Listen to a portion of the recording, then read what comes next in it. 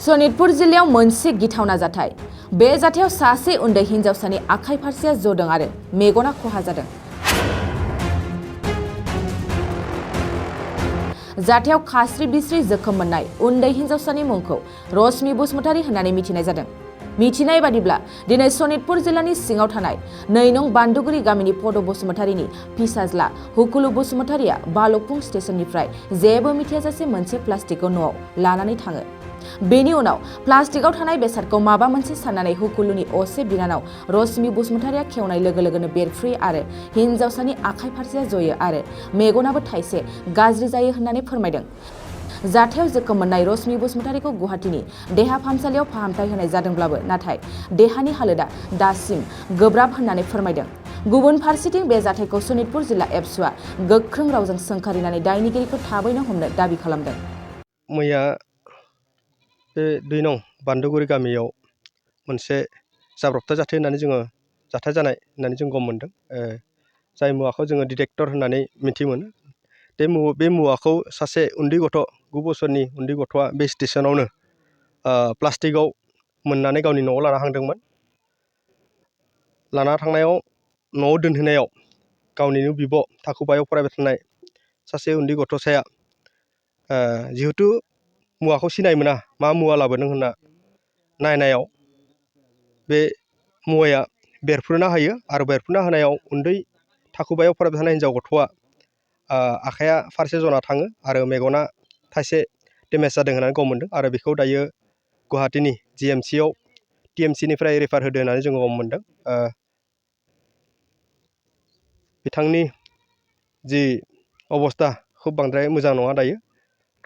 बेखौ लानानै जोङो सनितपुर जिल्ला दुलाराय बर' फरायसा आफादनिफ्राय जानानै दुखु फोरमायदों आरो लोगोसेयैनो बे मुवाखौ जाय बिथाङा बे ओनसोलाव लाबोनानै बे स्टेशनाव गारना दोनदोंमोन आरो बेखौ मा थांखिनि थाखाय बेहाय लाबोदोंमोन जोङो सनितपुर जिल्ला दुलाराय बर' फरायसा आफादनिफ्राय जानानै खुब निन्दा खालामो। जाहाथे जोंनि बे ओनसोलाव बे गोदोनि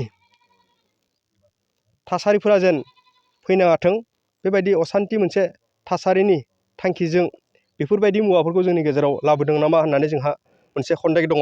बेनिखायनो जोङो सनितपुर जिल्ला दुलाराय बर' फरायसा आफादनिफ्राय जानानै प्रखाखनखौ खावलायगोन जि बे मुवाया बहानिफ्राय फैदों आरो बे मुवाखौ सोर लाबोदों जाहाथे मोजाङैनो तदन्त जायो आरो तदन्तनि गेजेरजों जाय बिथाङा बेखौ लाना फैदों बिथांखौ जेन प्रखाखनिक जिबायदि শাস্তি मोननांगौ শাস্তিया जेन जायो जोङो बेखौ खावलायहरदों।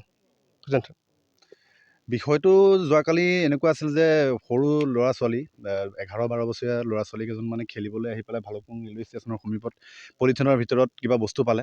তেওঁলোকে সেইটো ঘৰলৈকে লৈ গ'ল, খুলি মেলি বেটেৰীৰ লগত কানেক্ট কৰোঁতে ব্লাষ্ট হৈ গ'ল, যাৰ ফলত এজনী ছোৱালী হাতত আৰু চকুত আঘাতপ্ৰাপ্ত হয়। বৰ্তমান তেওঁলোকে আণ্ডাৰ ট্ৰিটমেণ্ট আছে এই ছোৱালীজনী ৰশ্মি বসুমতাৰী। চ' আমি যোৱাকালি আমাৰ আৰক্ষী বিষয়া আহিছিলে আৰু আমাৰ 17 আছাম ৰাইফলৰ CO উইথ তেওঁৰ বম ডিছপ'জেল স্কোৱাড আহিছিলে। চ' ৰাতি চাৰ্জ কৰিলোঁ, চাৰ্জ কৰি পেলাই আমি টোটেল 25 নম্বৰ্ছ অফ ইলেক্ট্ৰিকেল যন্ত্ৰ আৰু এটা বেটেৰী ৰিকভাৰী কৰিবলৈ সক্ষম হ'লোঁ। আৰু আজি আমি সেই জেগাটো তেওঁলোকৰ ষ্টেটমেণ্ট মতে তেওঁলোকে য'ৰ পৰা মানে ভালুকপুং ৰেলৱে ষ্টেচনৰ সমীপৰ পৰা যিহেতু সেইখিনি পিক আপ কৰা বুলি কৈছিলে।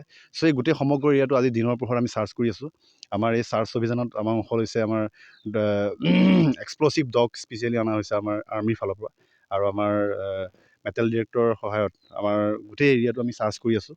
চ' আমি একচুৱেল ৰিজনটো কি কাৰণে এই অঞ্চলত সেই ডিটেনেটৰখিনি আনিলে, কোনে আনিলে, তাৰ কি কাৰণত আহিলে, সেই গোটেই সমগ্ৰ বিষয়খিনি আমি চাই আছোঁ। আমি ফাৰ্ষ্টতে আমি উগ্ৰপন্থীটো আমি চোৱা নাই, কিয়নো এইটো অঞ্চলত তেনেকুৱা উগ্ৰপন্থী খবৰ আমাৰ লগত নাই। যিহেতু আমি সেই বিষয়ে ভবা নাই প্ৰথমতে, কিন্তু বেলেগ বহুকেইটা পাৰ্পজত ডিটেনেটৰ ইউজ হয়। ছাপ'জ আমাৰ ৰেলৱে ট্ৰেকত যেতিয়া ৱেডাৰ ফগি হয় তেতিয়া তেওঁলোকে ড্ৰাইভাৰক ছিগনেল দিবৰ কাৰণে ডিটেনেটৰ ইউজ কৰে। চ' আমাৰ ৰাস্তাৰ কনষ্ট্ৰাকশ্যনতো ইউজ কৰা হয়, পাথৰ কৰি ইউজ কৰা হয়। তো ভেৰিয়াছ পাৰ্পজত ডিটেনেটৰবিলাক ইউজ কৰা হয়। গতিকে সেই বস্তুবিলাক আমি চালি জাৰি চাওঁ, সেইবিলাক এক্সামাইন কৰি আছোঁ। যদি আমি সেইবিলাকৰ লগত কোনো তথ্য নাপাওঁ এইটোৰ লগত সম্পৰ্ক, তেতিয়া আমি নিশ্চয় এক্সট্ৰিমিষ্ট দিশটো পিছলৈকে চাম।